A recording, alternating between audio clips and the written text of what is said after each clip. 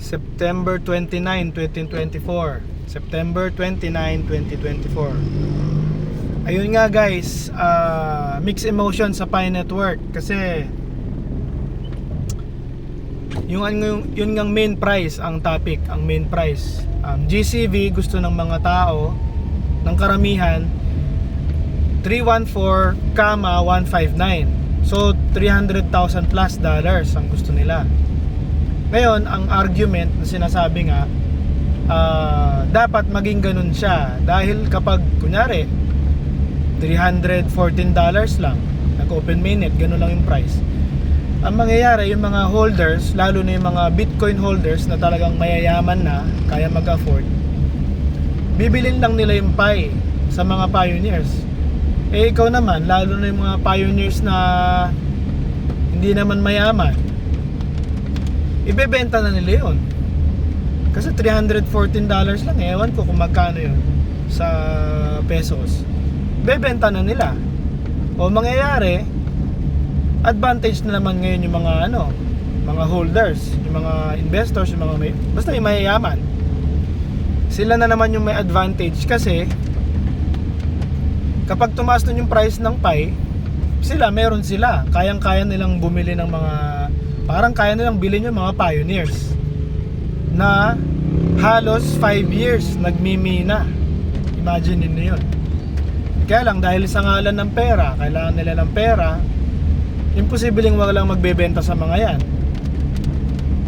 Kaya lang, isa pang topic, posible ba talaga yung $314,159?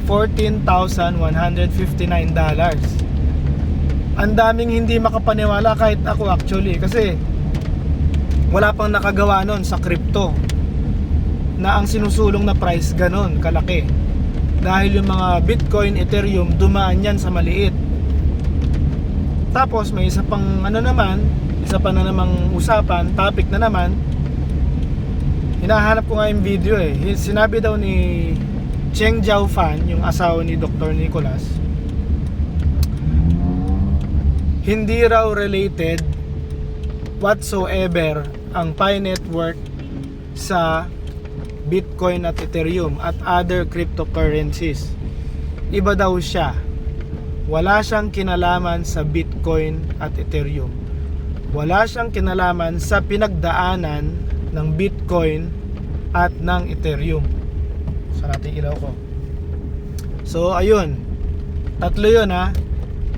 Yung isa, tatlong topic yung sinabi ko. Yung isa, kung yung mababang price, mabibili ng mga investors, mayayaman na holders. Pangalawa, kaya ba talaga yung $314,159 sa open mainnet? Pangatlo, sabi naman ni Cheng Jiaofan, walang connection si Pi Network sa Bitcoin, Ethereum at other cryptocurrencies. Kaya hindi niya pagdadaanan ang pinagdaanan ng Bitcoin at ng Ethereum at ng other mga airdrop, mga ganyan.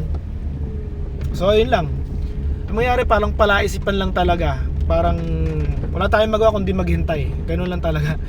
Pero siyempre, sino bang ayaw, di ba? Na maging yung pangalawang topic natin. Sino bang ayaw? Sige. Bye.